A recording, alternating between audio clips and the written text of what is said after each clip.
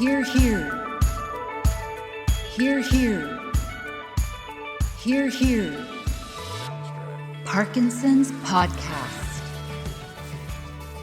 Welcome to the Hear, Hear Parkinson's Podcast, where you will hear from special guests covering the world of Parkinson's with a deep dive on the World Parkinson Congress and a look at how the WPC has helped make extraordinary progress in the Parkinson's community by creating space for people with Parkinson's to have a seat at the table.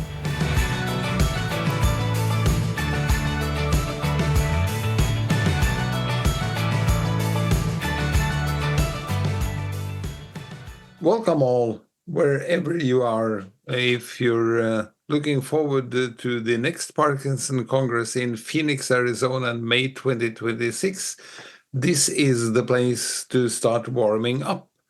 My name is Edgar Valdmanis. I'm one of 15 ambassadors to the Congress. And when I suggested the idea of having a bi-weekly podcast to Eli Pollard, she was so fired up. I thought, geez, this must be a good way to go. And so we spoke together and we decided that we should be co-hosts for this first episode of the podcast. So welcome on board, Eli. Thank you. I'm so happy to be here. It's my first time co-hosting a podcast. Wow. So yeah, but then that is a good thing, because if there is one podcast you should be co-hosting, it's this one. Why? How come that you were so positive so quickly? Because normally when I do something like this to other people, they say, yeah, we could maybe, but then again, and it often trickles into nothing. But not in this case, because we actually are launching the Hear Here podcast here and now. Yeah, I mean, why was I excited? One, I think I'm always looking for opportunities to talk about the work that happens around the World Parkinson Congress and the work the World Parkinson Coalition does. I'm always looking for an opportunity to share that and reach more people and, share the news about what we're working on and what we're doing.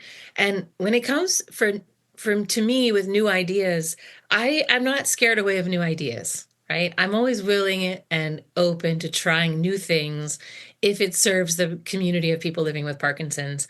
And, for example, a couple of years ago, two of our ambassadors leading up to Barcelona came to me with the idea of a bunch of people getting together and riding their bicycles to Barcelona.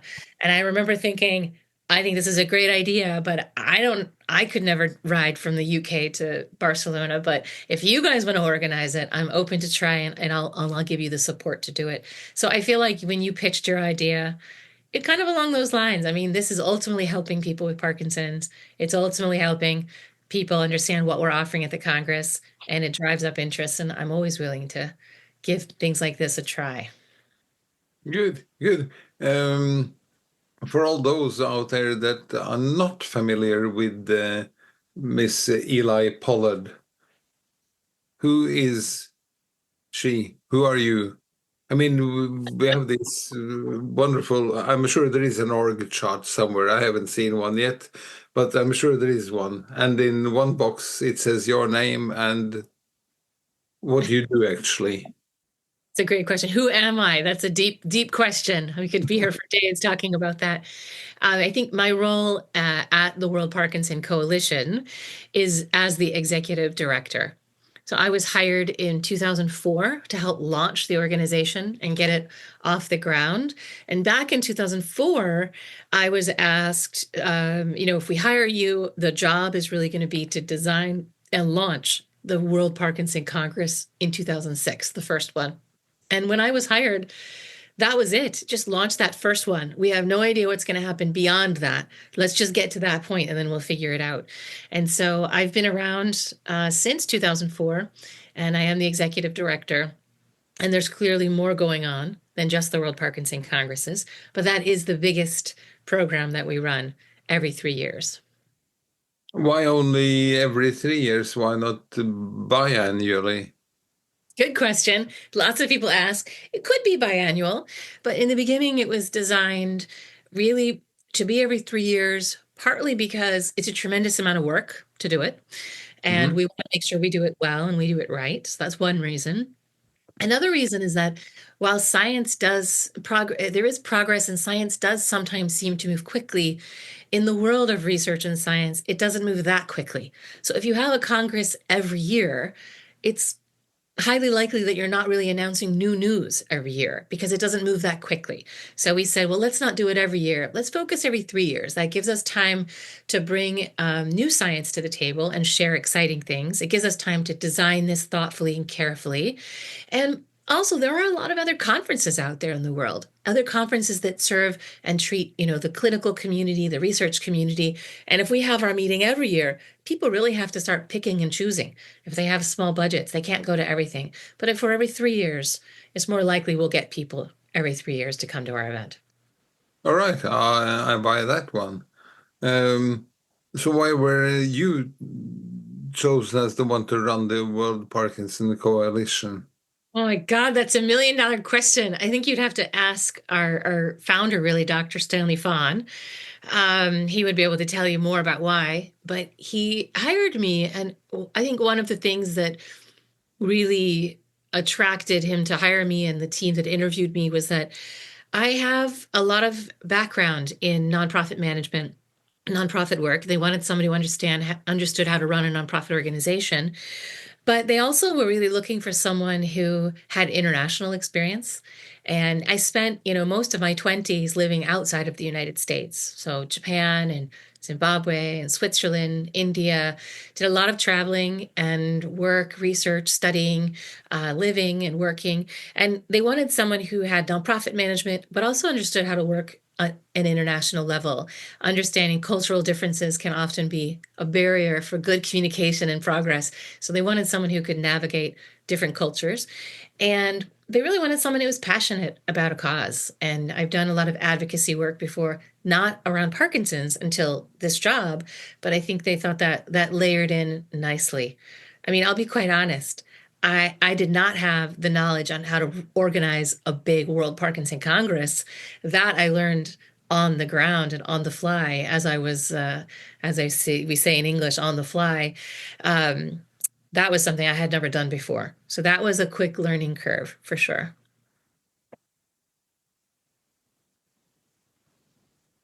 I'm curious, Edgar. So for you, Yeah, uh, you're one of our ambassadors. So you're asking me some questions, but I have some questions for you too. good. Can I ask you, what was your first World Parkinson Congress that you attended? It was actually the last one in Barcelona, but so I haven't been to any more than that. But the thing I really liked, which I'm advocating more or less on a daily basis now, is that it's global.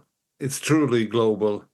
It's not 100 Americans and 3 Englishmen or what. It is global.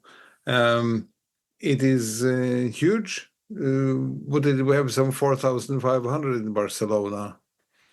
And That was a little smaller. It was less than 3,000, but I think Phoenix will have the 4,500 again, like we did in Portland. right. Anyway, the positive thing is that we're touching on both the patient side and all the professionals around the Parkinson patient. You have the doctors, nurses, speech therapists, physiotherapists, caregivers, you name it. They are there. Lots of them. I think And that's a great point. I was going to say, because we might have listeners who don't know what the World Parkinson Congress is and why it's so special.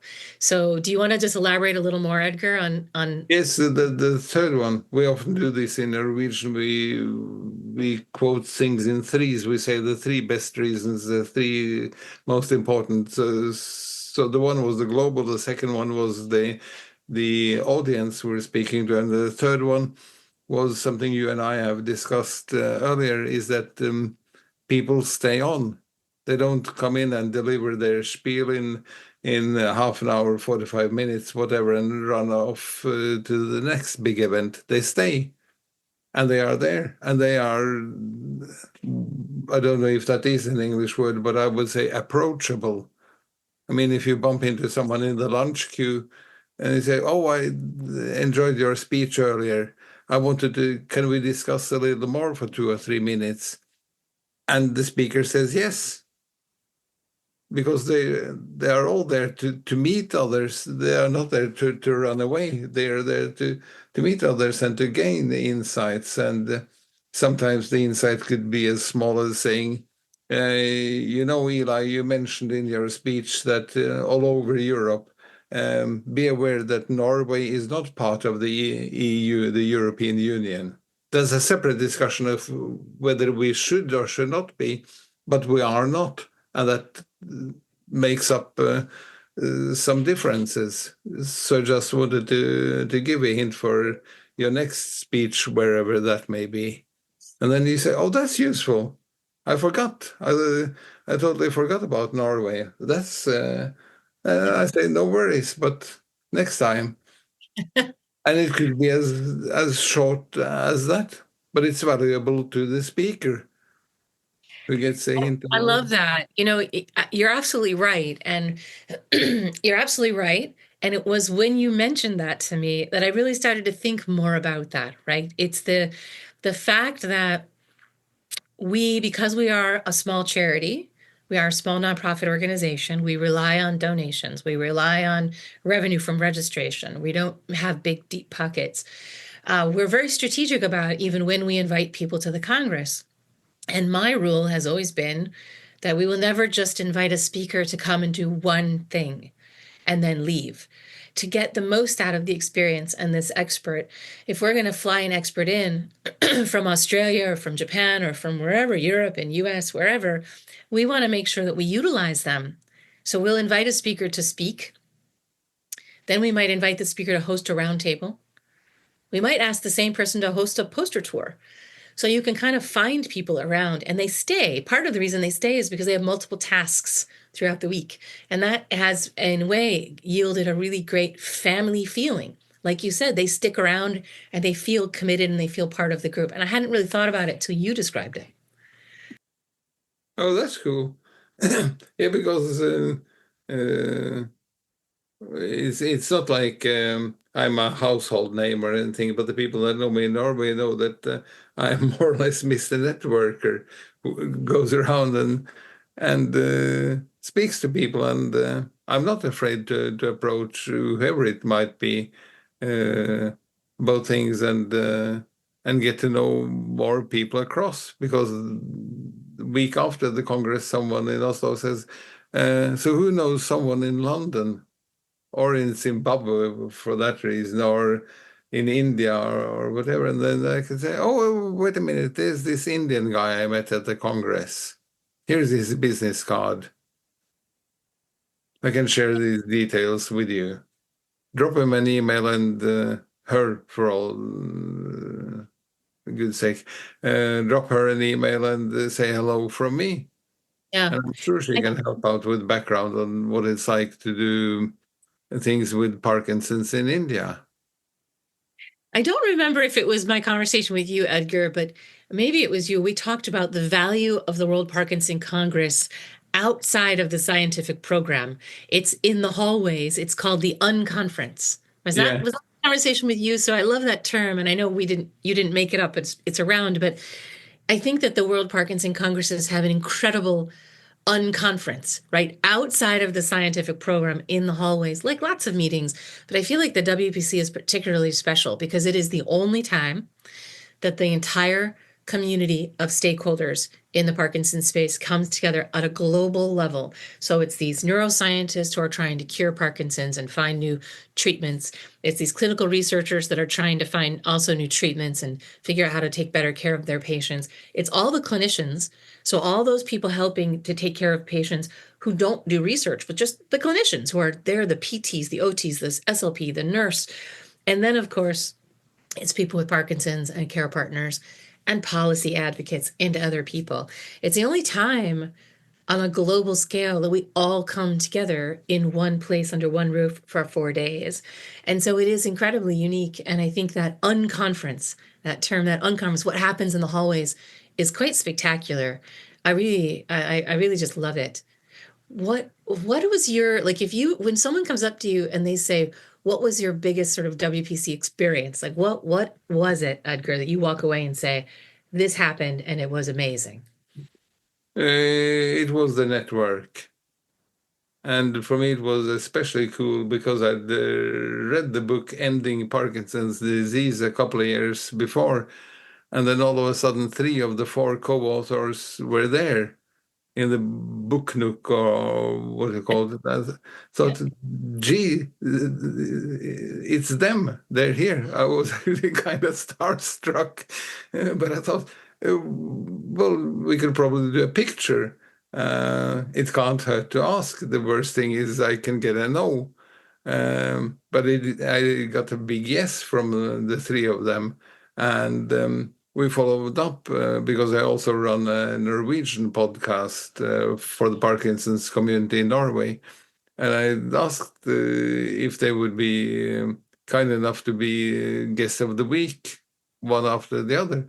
And they all agreed. And I even got contact details for Todd Scherer from Michael J. Fox Foundation, who for some reason couldn't attend in Barcelona.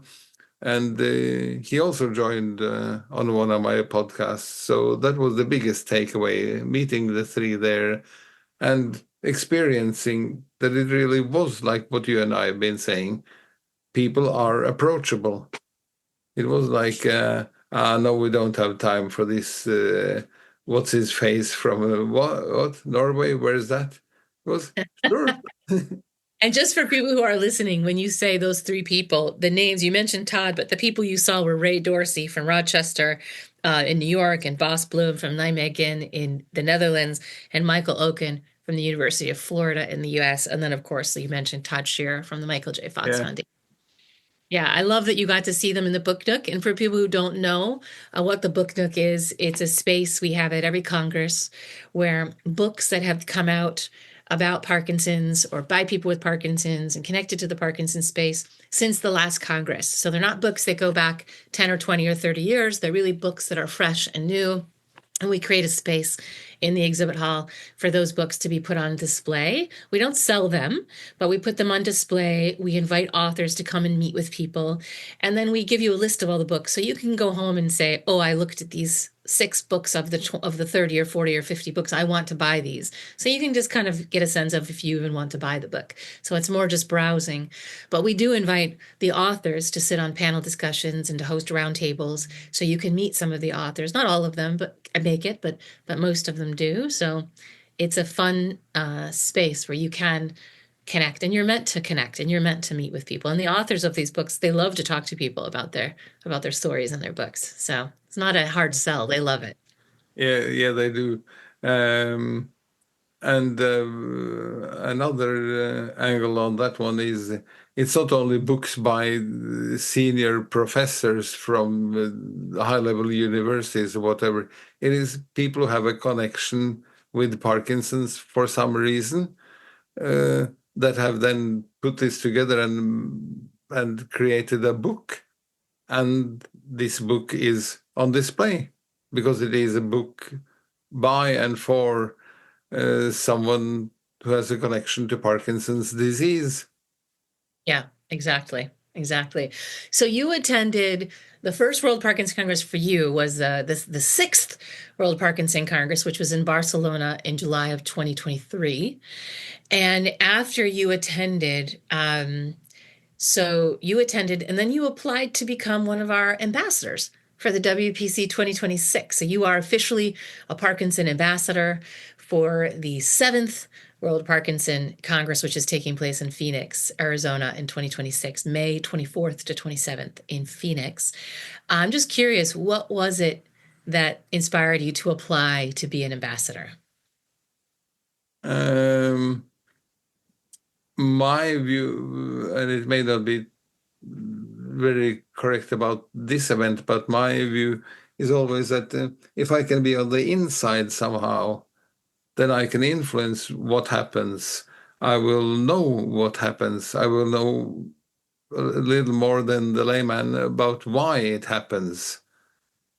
Why is this person speaking? Why this format? When is this happening? If I don't know, is there another one in a matching T-shirt that does know where the ping pong table is upstairs? Who knows the best bar in town with the best beer after the Congress today? All this is so that is also why I've been on a number of non-profit boards myself. Again, I say, well, then at least I know what happens. I know why it happens. I know why it doesn't happen, and I can influence it. And then people would say, so what does he think this ambassador role is really? They're not the ones in the program committee.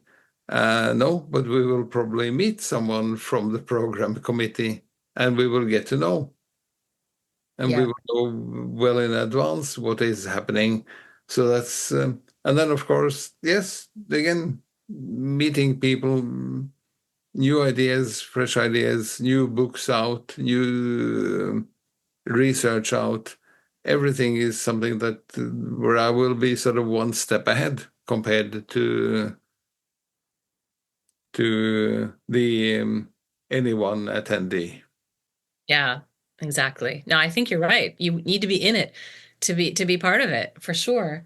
For on the research, because your background. And then, of course, if I can now help fellow Norwegians with Parkinson's or in the Parkinson community get to know more about the Congress Yes. up ahead, then that will be good as well. I totally agree. Obviously, the more you can share within the Norwegian community, the better.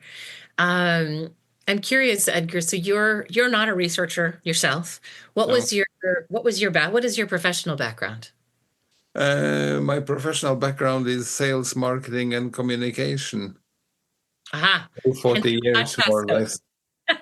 That's making you a good podcast host. For you, okay, so this is a good question, is about you attended a scientific congress, right? The World Parkinson Congress Yeah. is a scientific meeting, but it's designed to be inclusive of the whole community. So for yourself, not being a scientist, how did you navigate the program? And what advice would you give to someone else who says, oh, well, I'm not a scientist, I don't know if I can manage it? So how did you find the program?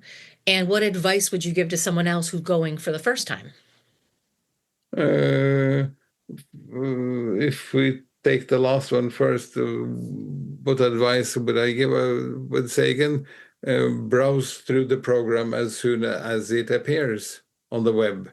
Go through, Google the program, Google your keywords from your background and see where they appear on the program, whether it is a roundtable or a panel discussion or a keynote speech from the main stage, whatever. Find out where you can find your keywords that match your background and your current knowledge and the knowledge you would like to have 3 days from now, and go through.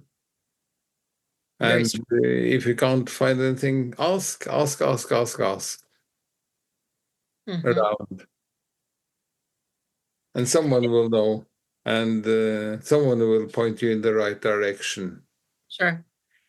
And what did you find when you approached with the scientific program? Did you find, because the way that we break down for our listeners, the way that we break down the program is there are topics on basic science, topics on clinical science, and topics on comprehensive care. And then there are roundtable discussions. And so even in the program, we mark things in the program is with a little icon, a little design, this is basic science. And then we tell the level, meaning it's highly complicated, it's moderately complicated, or it's totally accessible. So viewers, participants can go to the Congress and say, oh, I can only go to things that are moderately complicated. I don't know enough science to go to the super complicated. So we kind of give you a tool. I don't know if you even use that tool, Edgar, but when you went into science like sessions, how did you sort of choose the sessions? Were they just about sessions that you were they spoke to you personally, like, I want to know more about this one symptom because I'm experiencing it? Or were you sort of just open to sort of wandering into various sessions to hear all the different talks? The last, definitely. I'm not a very scientific person, so no, again, it was more of the networking, speaking with people, saying, so how does this work in Sweden? How does this work in the UK? How does this work in South Africa, for that matter?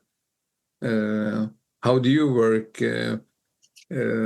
I mean, like, we have the wonderful Dutch creation Parkinson Net, where Norway was country number 2 to adopt it worldwide. For those listening in and not knowing what Parkinson Net is, A, Google, B, it is a network of professionals who work with people with Parkinson's. Basically, we unite speech therapists, physiotherapists. I don't know the correct word for, what do we call it, ergotherapist. And then it's Parkinson nurses. So it's 4 professions, and we merge them together so that a speech therapist can say to her patient, you don't really need me for the next half year, but you should go to see the physiotherapist down 3 blocks down the road. Say hello from me and get an appointment, and then go through a program with them.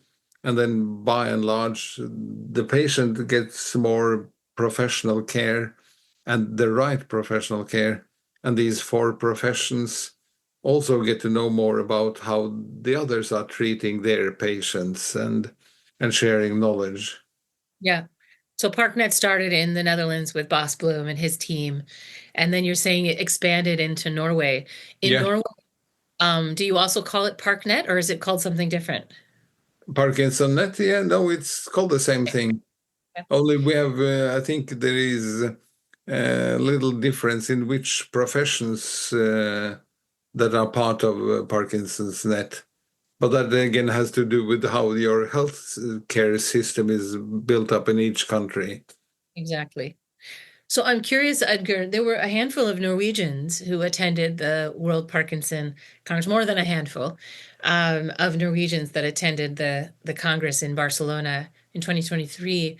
When you all returned back to Norway, what happened? Was there anything that you as a group came back and said, oh, we got some new ideas, some information, we want to make some changes or improve something? How did attending the World Parkinson's impact you all sort of collectively as a group, and what did you take back to Norway? This is a bit of a sore point, because I must admit we've done far too little with the sharing after returning. We should do much more, and we're already talking now, a couple of us, because you have brought up this point earlier, and I think it's a very terrific point as well. Most people should be able to attend the Congress in Phoenix in 2026, but there are budgets, and some people have tight budgets and cannot go. Or it could be a host of other reasons why they, even though they want to, they will not be able to attend. And we should do some after program or so to present highlights from Phoenix once we return. So it will also be high on my agenda going forward. I love that idea. I think there are some organizations that do that very well. I know Shake It Up Australia did that with some of the researchers they sponsored. They were required, after they got sponsored, to come back and share what they learned. I think researchers from France, I think some other organizations also schedule a post-WPC report out on what we learned. Yeah. And exciting. I think that would be great for the group in Norway to organize something like that ahead of time and get it on people's calendars. Absolutely. We will work on that. Amazing. I have a question specifically about Norway. So you live with Parkinson's disease. You're living in Norway. You've attended the WPC. Was there anything you learned while you attended the World Parkinson Congress where you thought how Norway is doing something maybe so differently from maybe other countries, where you think, oh, actually, in a way, what we're doing in Norway is actually really good. We're ahead of the curve on this. Or maybe, oh, we're not doing this so well. We could do this better. Now that you hear from other countries and you get ideas, was there anything like that where you had an epiphany or a moment where you thought, oh, actually, Norway's doing quite well with this? Um, so is there anything you're thinking about that you took back with you that you thought, Well, one thing is definitely Parkinson Net, that the healthcare system organizers are taking it seriously. It was a pilot project running for 2.5, 3 years in Norway. But it's actually just a half year ago or so when the government decided this should now be not a project or whatever with an open end there, but actually be running business. This is how we treat Parkinson's. And we could then expand it across to other countries. I know Bas Bloom is doing a tremendous effort in exporting his idea to now. I think we're up to 12 or 13 countries or so where it's partially or fully implemented. right. So that's one thing we could share from the Norwegian point of view. And I had something on the tip of my tongue. But then you see, I have Parkinson's disease, so I tend to. uh, um, the thing is, take it seriously because it is the fastest growing neurological disease, and it's not going away, unfortunately, for those of us who have it. But sharing our ideas across professional borders, across country borders, across idea borders, as we discussed earlier. Not invented here is not a good term. It should be, oh, it's not invented here, so we should sit down and listen and see how we could adopt it to our country the way they treat Parkinson patients over there. And there was actually, I'm trying to dig out currently, there was a study being done for the Kyoto Congress on how it is to live with Parkinson's disease in various countries across the globe. And from what I've heard is that Norway ranks in the top 5. So if you get Parkinson's disease, you would preferably you should live in Norway, because that would be one of the top 5 countries that does this best. Yeah, I mean, I do, from what I hear from you and your Norwegian friends and colleagues, it does seem like you have great resources. I'm sure there are people who feel it's not perfect and feel it needs to be improved, but if you look at the global landscape, I think you're in a good geographic place for living with a chronic degenerative disease. They have good resources, and there seems to be a lot of support in Norway, which I feel is really important to bring that information and those stories to the World Parkinson Congress, because other people can see what you're getting and what you're doing, and hopefully they take some of your ideas and programs and processes and implement it in their own countries. That would be very, very good, because it's also financially, it's not an enormous burden to have Parkinson's in Norway. We get our medicine sponsored to a large extent, doctor's visits sponsored to a large extent. As I said, the sharing of ideas and sharing of knowledge is very well done by doctors, neurologists, neuroscientists, etc., and even down to the caregiver level, where they also have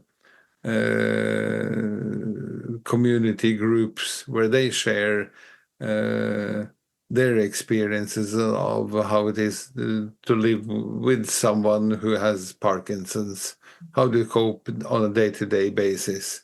on a week to week, month to month. How do you cope when you're...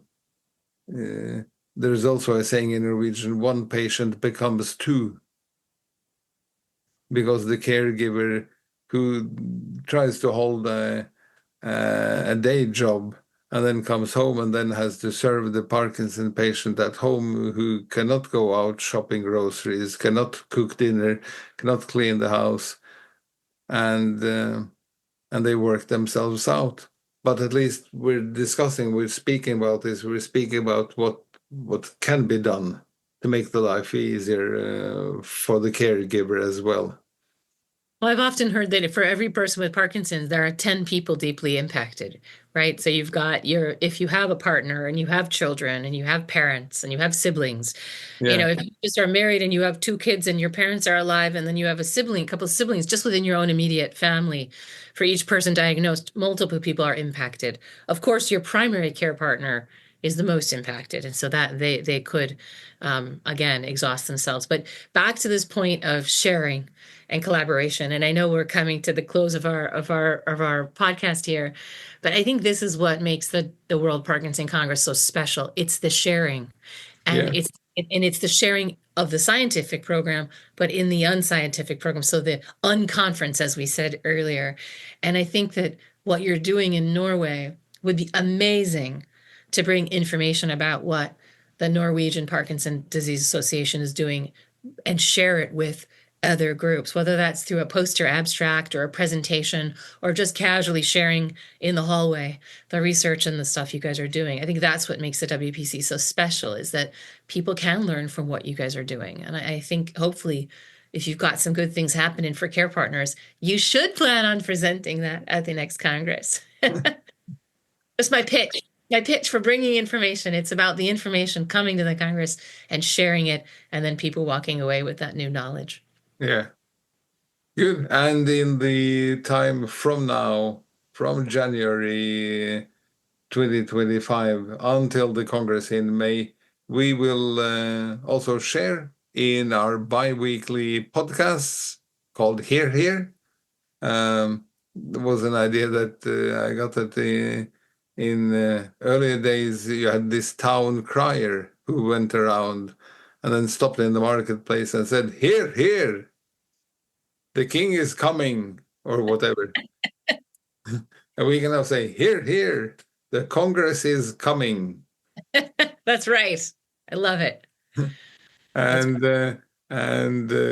you and I have set ourselves a quite big goal, is to publish every other week. We will have a new episode out with the new co-hosts, new guests, from seeing Parkinson's disease from all kinds of angles, both scientific, medium scientific, not so scientific at all, but still useful.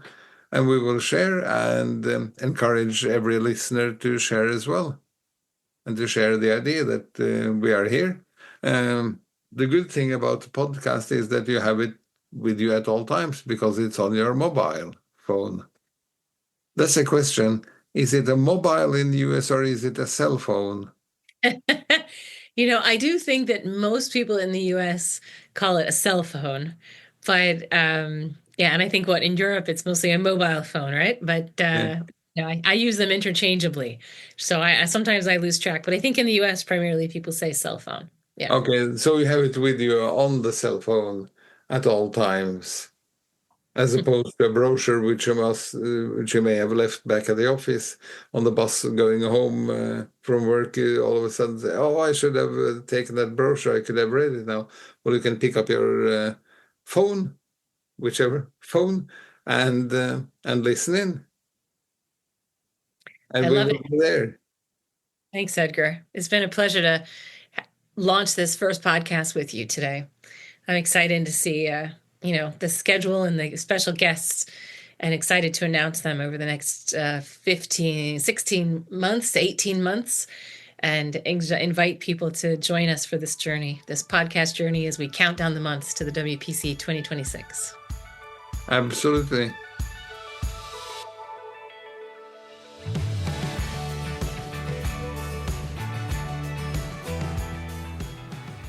Thank you for joining the Hear Here Parkinson's podcast. If you would like to experience the next World Parkinson Congress for yourself, to feel and see the change in real time, save the date to join us from May 24th to the 27th, 2026 in Phoenix, Arizona. Learn more at wpc2026.org. This podcast series is made possible with support from BlueRock Therapeutics.